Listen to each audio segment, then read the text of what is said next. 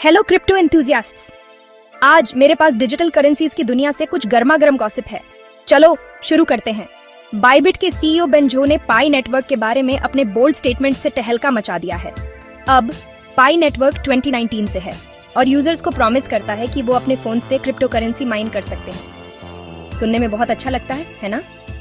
खैर, बेन झो को भी ऐसा ही लगता है। झो के अनुसार पाई नेटवर्क एक पोंजी स्कीम की तरह काम करता है। बड़ा दावा है ना? उन्होंने प्रोजेक्ट की ट्रांसपेरेंसी की कमी और टीम के एनोनिमिटी की ओर इशारा किया, जबकि वो स्टैनफोर्ड से एफिलिएटेड होने का दावा करते हैं। झो का मानना है कि क्रिप्टो वर्ल्ड में किसी भी प्रोजेक्ट के लिए ट्रस्ट पाने के लिए ट्रांसपेरेंसी बहुत जरूरी है। झो ने पाई नेटवर्क पर उसके माइलस्टोन्स मिस करने और मेननेट लॉन्च डिले करने के लिए भी निशाना साधा। पाई नेटवर्क का मेननेट आखिरकार 2025 में लॉन्च हुआ, लगभग 6 साल बाद। शुरुआती माइनर्स या पायोनियर्स सालों से पाई माइन कर रहे हैं बिना कोई क्लियर इन्फॉर्मेशन के कि उन्हें प्रॉफिट कैसे होगा। झो का कहना है कि बाइबिट ने किसी भी रिस्पॉन्सिबल प्लेटफॉर्म की तरह पाई नेटवर्क का बेसिक इवैल्यूएशन किया, लेकिन उसका कॉइन लिस्ट नहीं करने का फैसला लिया।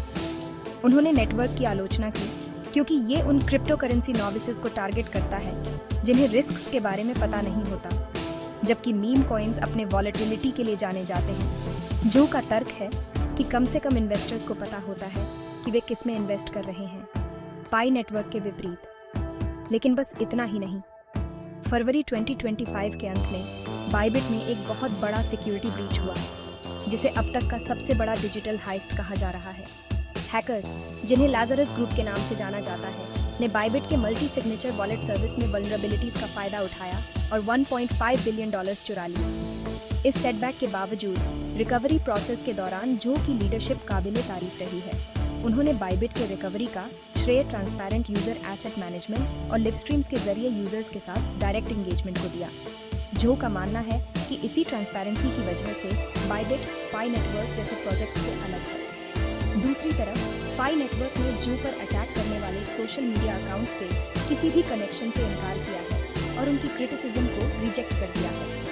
हालांकि नेटवर्क के डिलेड स्केड्यूल्स और मिस्ड रोड मैप्स अभी भी लोगों को सोचने पर मजबूर कर रहे हैं। तो लीजिए दोस्तों, बेन झो के पाई नेटवर्क पर कैंडिड विचार और कैसे बाइबिट एक बड़े हैक के बाद फिर से उभरा।